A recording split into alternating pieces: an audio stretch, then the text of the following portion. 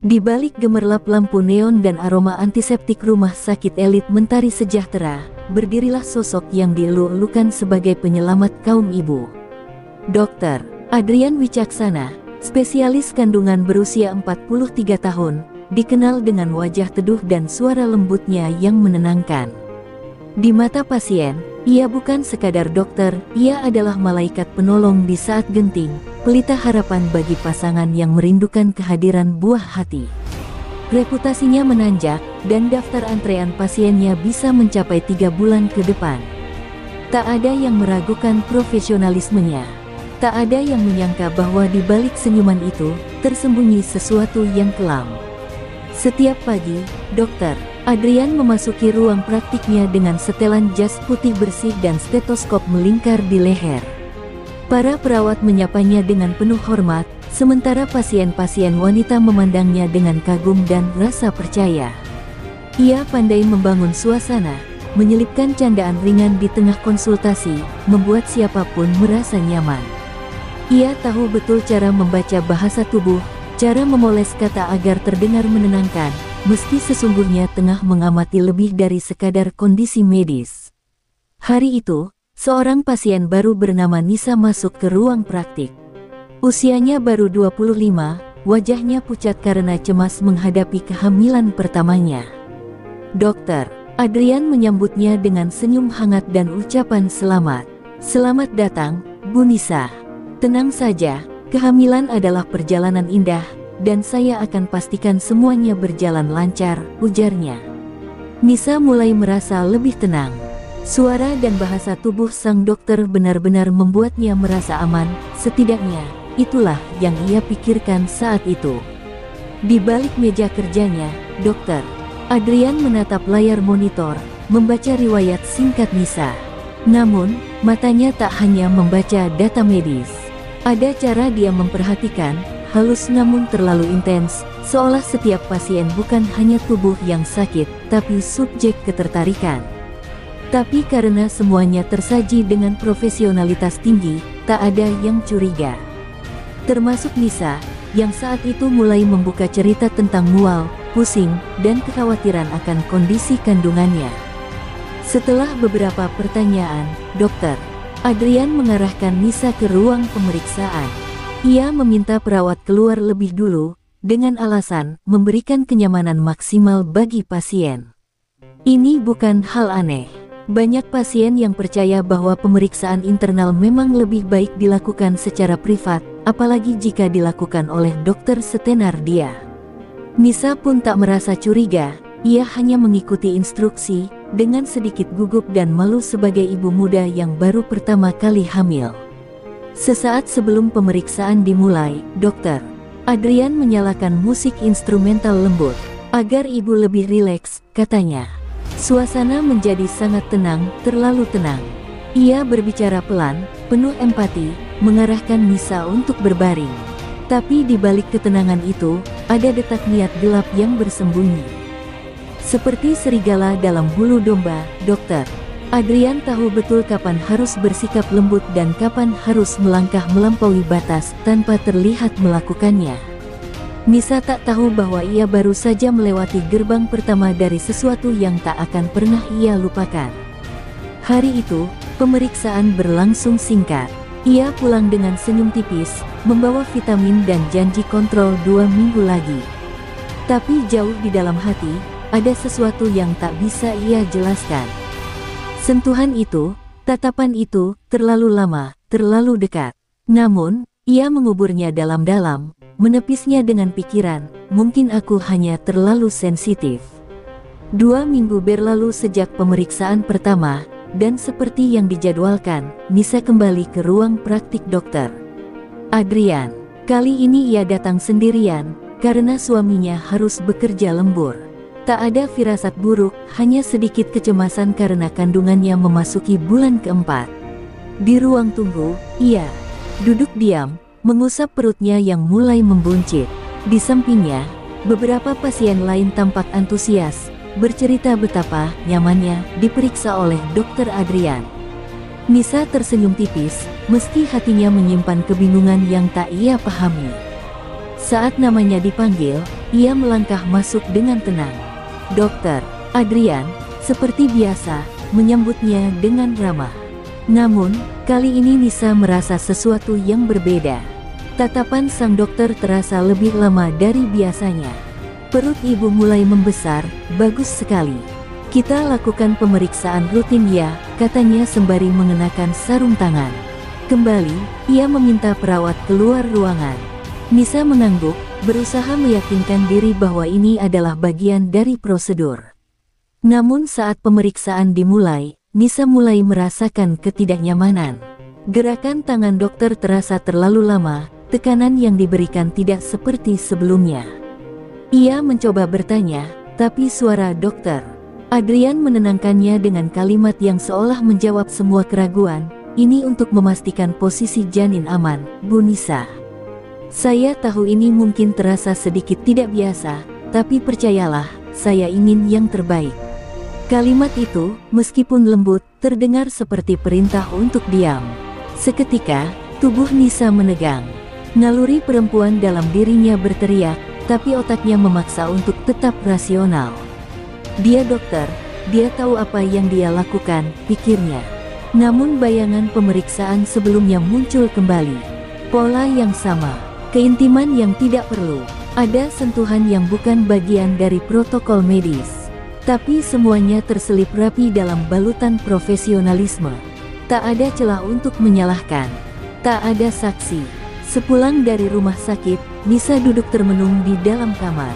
Ia memeluk perutnya dan menatap kosong ke jendela. Ada rasa bersalah yang tak beralasan, seolah dirinya sendiri yang keliru menafsirkan perlakuan dokter. Ia mencoba membicarakannya kepada ibunya, namun sang ibu hanya menanggapi dengan tawa kecil. Ah, kamu terlalu banyak berpikir. Dokter Adrian itu orang baik, loh. Banyak pasien yang terbantu karena dia. Sekali lagi, Nisa memilih diam. Lebih mudah menuduh diri sendiri daripada melawan citra sempurna seorang malaikat. Namun malam itu, Nisa terbangun dari tidurnya. Keringat dingin membasahi tubuhnya. Ia bermimpi tentang ruang praktik itu, ruang putih yang berubah jadi lorong gelap. Dalam mimpi itu, suara dokter Adrian bergema seperti bayangan yang tak bisa dihapus. Untuk pertama kalinya, ia menatap bayangannya di cermin dan bertanya, apa yang sebenarnya terjadi padaku? Dan pertanyaan itu tidak berhenti menghantuinya. Di pagi berikutnya, saat ia membuka akun media sosialnya, matanya tertumbuk pada sebuah komentar samar di forum komunitas ibu hamil. Kalau kalian merasa ada yang aneh saat periksa, jangan diam. Kalimat itu seperti tamparan keras. Nisa menatap layar ponselnya lama sekali, jari-jarinya gemetar. Ada suara kecil dalam dirinya yang mulai bangkit. Suara yang mengatakan bahwa ia tidak sendiri. Tapi apakah ia cukup berani untuk mendengarkannya? Pekan berikutnya, Nisa memutuskan kembali ke rumah sakit bukan untuk kontrol, tapi untuk mencari kepastian. Ia berpura-pura datang lebih awal untuk mengganti jadwal periksa, padahal niat sebenarnya adalah mendengarkan dan mengamati. Di ruang tunggu yang harum antiseptik itu, para ibu hamil saling bertukar cerita dengan suara lirih. Nisa duduk diam, menyimak dalam senyap, berharap ada satu celah percakapan yang membuka tabir rasa sesaknya selama ini. Tak lama, seorang wanita paruh baya duduk di sampingnya. Dari percakapannya dengan pasien muda di sebelahnya, Nisa menangkap nama wanita itu, Bu Rini. Mereka berbicara tentang pengalaman saat diperiksa dokter Adrian. Nisa menyimak, awalnya terasa biasa. Namun kemudian, Bu Rini berkata dengan nada menahan gusar, entah kenapa aku merasa risih. Waktu kontrol kemarin, waktu diperiksa, dia minta perawat keluar. Katanya biar lebih nyaman. Tapi aku malah merasa tidak nyaman, cuma ya, mungkin aku yang lebay.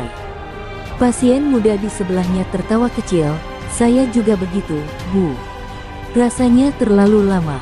Tapi ya itu kan dokter, ya, masa kita tahu lebih banyak soal prosedur. Kedua perempuan itu tertawa kecut. Tapi dalam tawa itu, ada kegelisahan yang sama.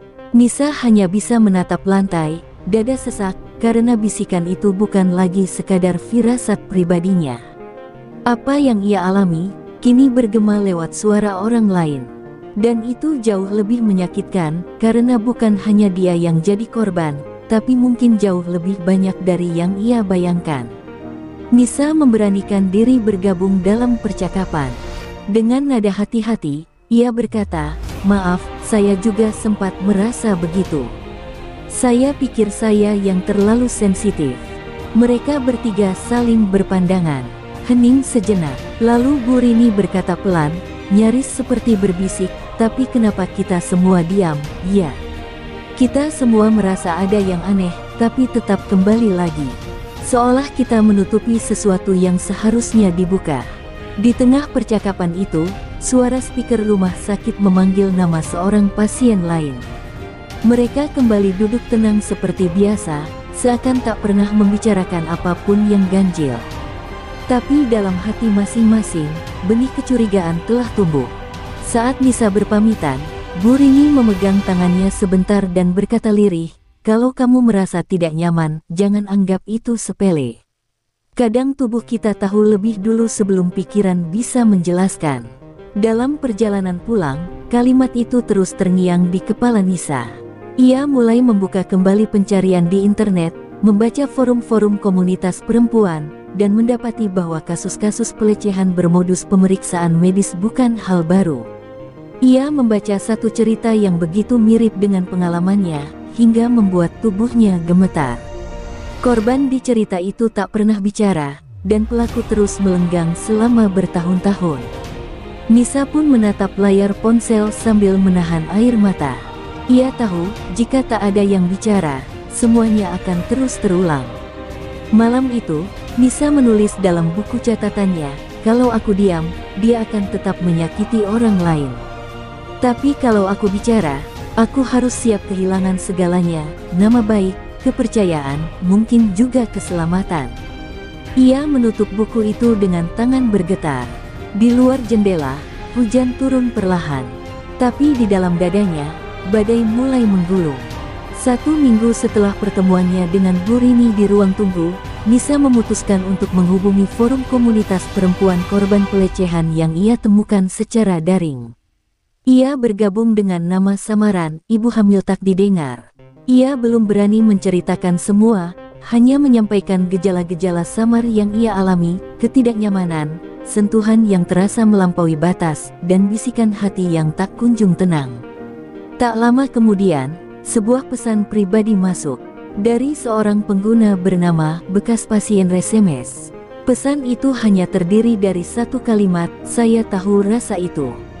Saya juga diperiksa oleh dokter Adrian." Jantung Nisa berdegup kencang. Jemarinya menggigil saat membalas pesan itu, dan dari sanalah kisah itu dimulai.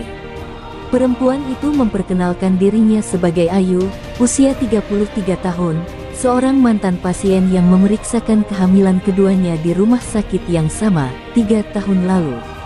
Suaranya dalam percakapan daring itu terasa penuh luka, seolah setiap kata adalah bekas yang belum mengering. Ayu mulai menceritakan pengalamannya, bahwa dulu, ia sempat merasa tidak nyaman dengan perlakuan dokter Adrian, tapi karena sedang hamil dan suaminya sedang bekerja di luar negeri, ia memendam semuanya. Dalam salah satu pemeriksaan, ia bahkan merasa disentuh di area yang bukan bagian dari prosedur. Tapi ia membungkam mulutnya karena takut dianggap mengada-ada.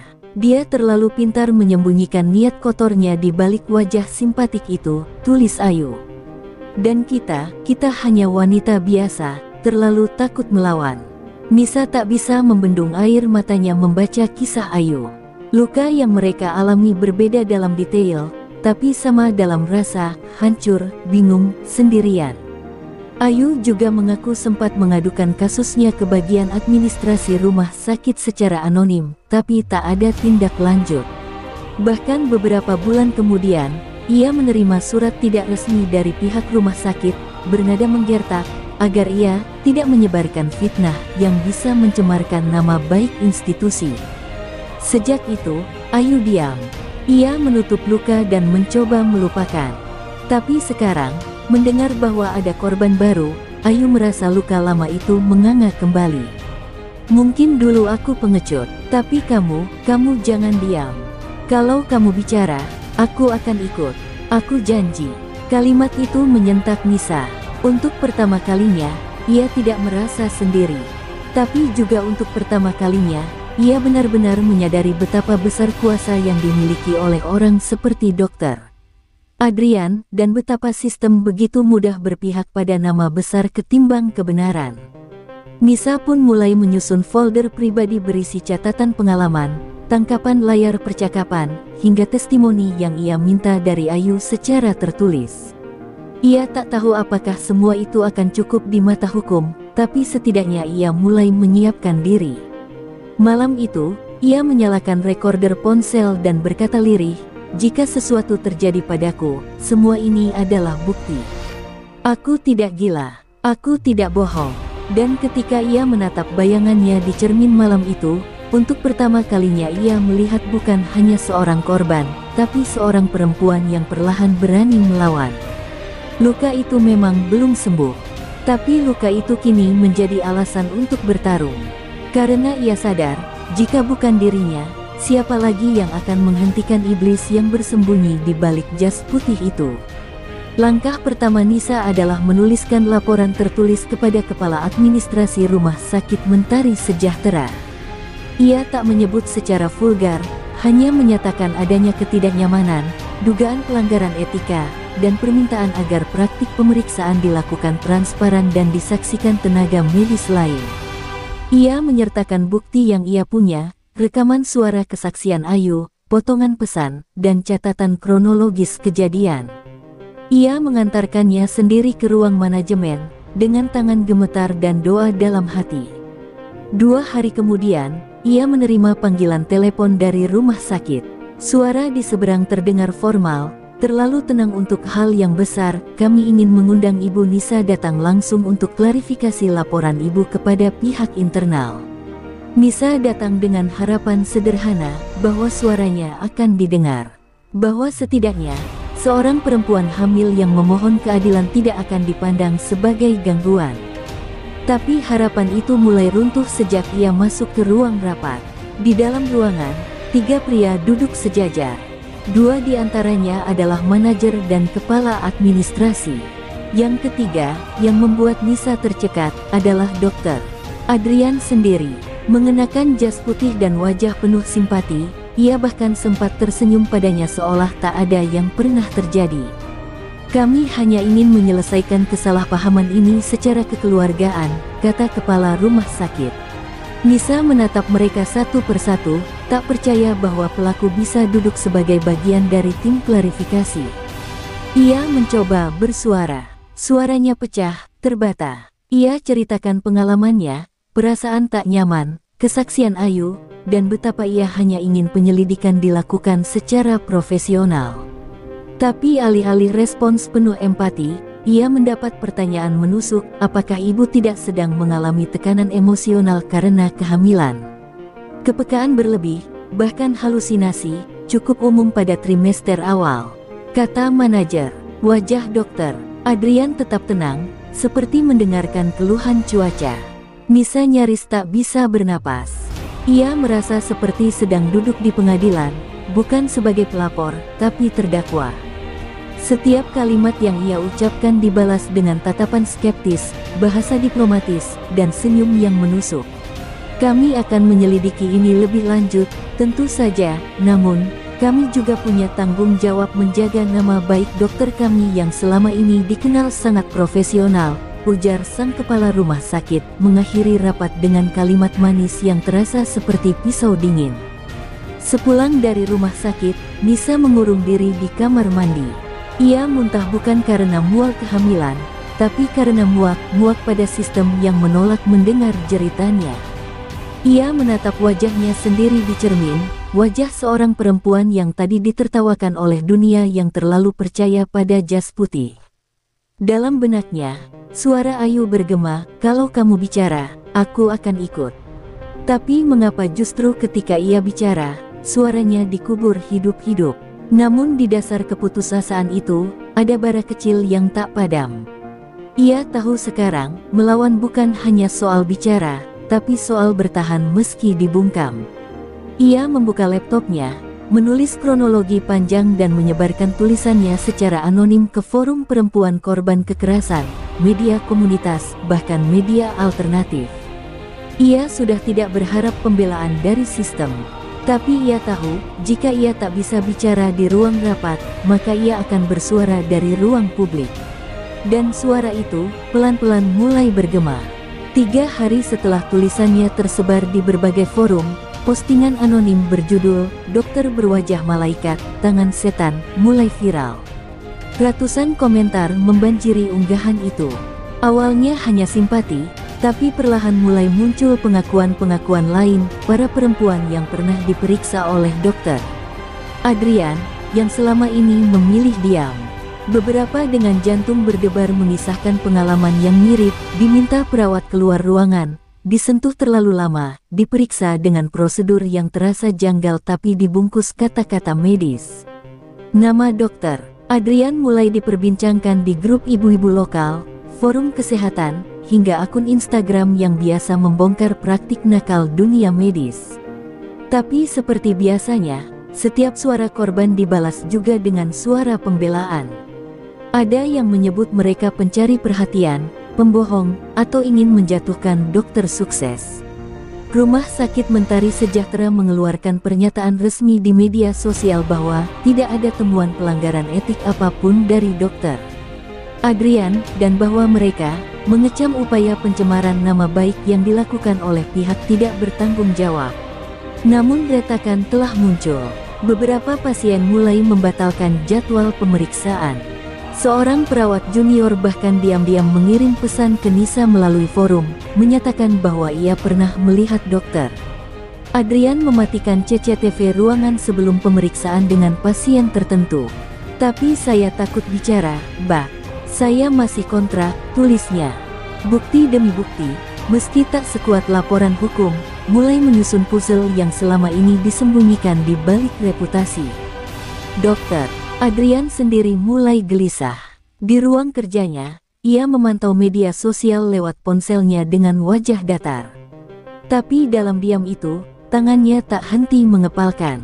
Beberapa pasien yang dulu rutin datang kini memilih klinik lain. Bahkan beberapa staf mulai bersikap lebih dingin. Ia mulai merasa dunia tak setenang biasanya. "Siapa yang mulai ini semua?"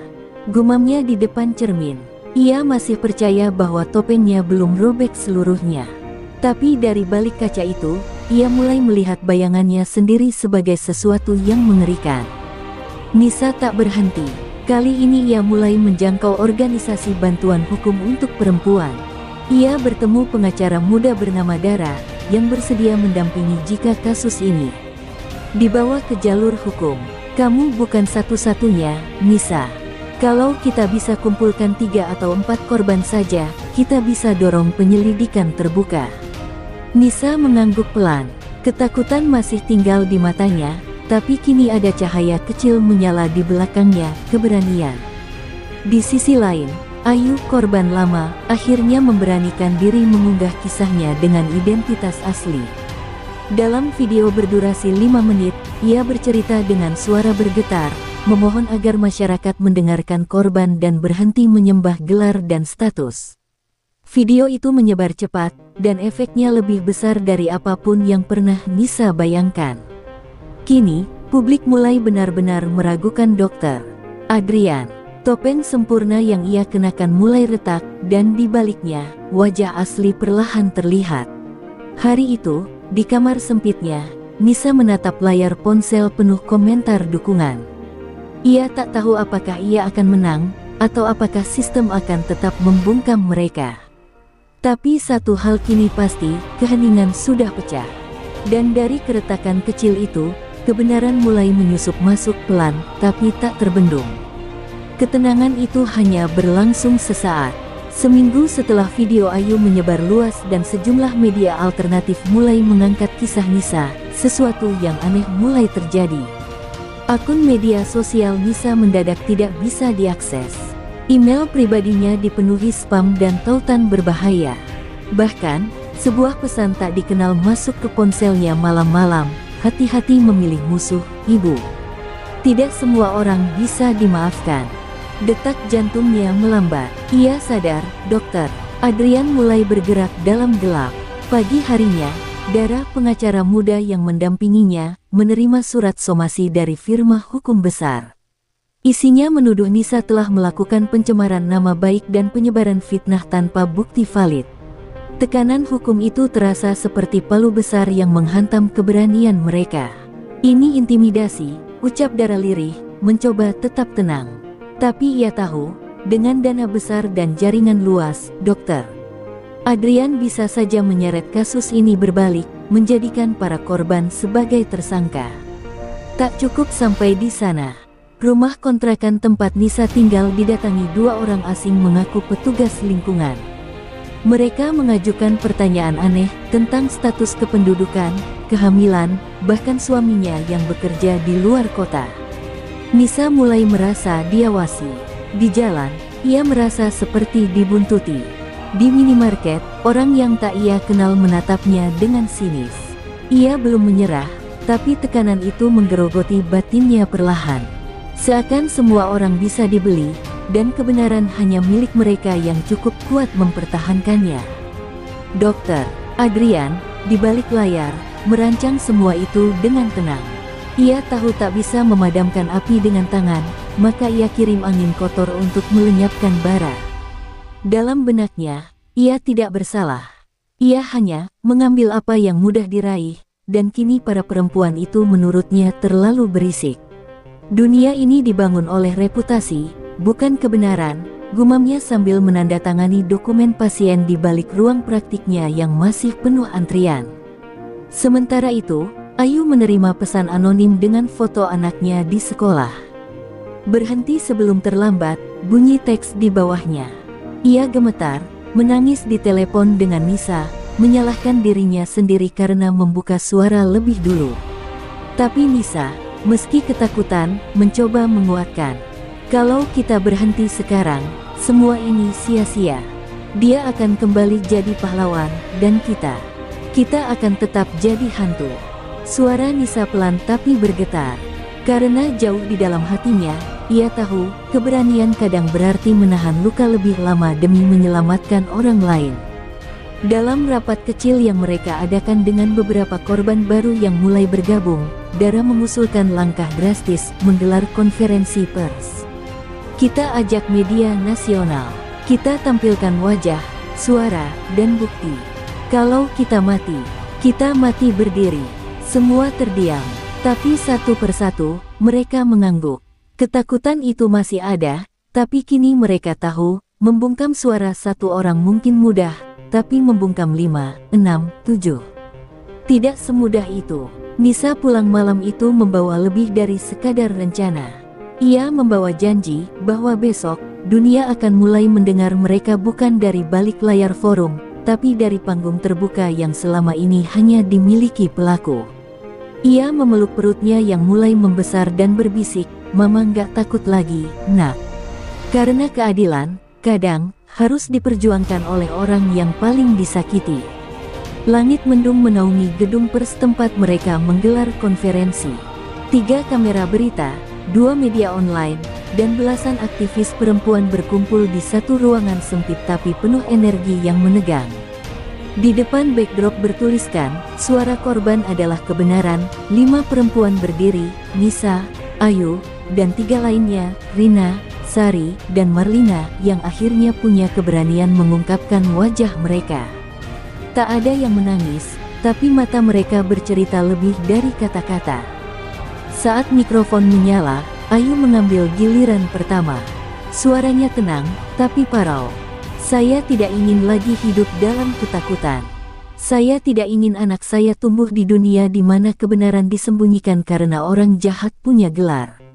Ia lalu menyerahkan bukti, rekaman konsultasi, catatan pemeriksaan, dan 1 lembar surat pengunduran dirinya dari rumah sakit 2 tahun lalu karena trauma yang ia pendam sendiri. Tepuk tangan kecil menggema, tapi yang terdengar paling lantang adalah keheningan para jurnalis yang menyimak dengan mata terbuka lebar. Nisa berbicara selanjutnya. Ia menceritakan bagaimana sistem menolak mendengar, bagaimana rumah sakit lebih sibuk melindungi nama baik ketimbang mencari kebenaran. Ia tunjukkan bukti percakapan, kronologi, dan surat somasi yang ia terima. Saya bukan anti dokter, tapi saya melawan topeng suci yang digunakan untuk menyakiti, katanya. Untuk pertama kalinya, ia tidak gemetar saat berbicara. Bahkan saat ia mengatakan, kami siap membawa ini ke ranah hukum, dan kami tidak sendiri lagi. Setelah konferensi itu, video mereka meledak. Dalam waktu 24 jam, unggahan live streaming di kanal berita lokal disaksikan lebih dari 1 juta orang. Tagar-tagar bongkar topeng Adrian mulai jadi trending. Di sisi lain, komentar negatif pun berdatangan, menuduh mereka cari panggung, mengada-ada, bahkan dibayar kompetitor. Tapi untuk setiap hinaan, ada lebih banyak lagi dukungan, pengakuan, dan korban baru yang akhirnya berani bicara. Di balik layar, Dr. Adrian menonton semuanya dengan ekspresi beku. Ia menolak permintaan wawancara dari media, memilih menyendiri di rumahnya yang perlahan dikepung kebisingan. Ia masih berharap badai ini berlalu seperti gosip biasa. Tapi telepon dari Dewan Etik Rumah Sakit siang itu memupuskan harapan terakhirnya. Kami akan menangguhkan izin praktik Anda sementara, dokter. Ada tekanan publik dan kami tak bisa menutup mata lagi. Untuk pertama kalinya dalam hidupnya, ia merasa tidak berkuasa. Tapi bukan berarti ia pasrah. Ia segera menyusun tim hukum, menyiapkan gugatan balik, dan membayar buzzer untuk menyerang balik para korban. Di satu sisi, kebenaran sudah menyebar, tapi di sisi lain, kekuatan uang dan koneksi mulai menebar racun. Kalau mereka ingin perang, aku akan beri mereka neraka, gumamnya. Dan sekali lagi, dunia bersiap melihat apakah suara perempuan cukup kuat menembus tembok hukum dan kekuasaan. Malam itu, Nisa duduk di kamar, memandangi wajah-wajah yang kini berjuang bersamanya. Ia tahu, pertempuran belum selesai. Ini baru awal. Tapi ia juga tahu sesuatu yang lebih besar telah berubah. Kini suara mereka tak bisa dibungkam lagi.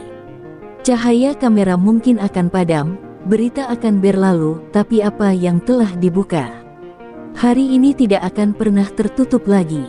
Gugatan balik resmi diajukan oleh tim kuasa hukum Dr.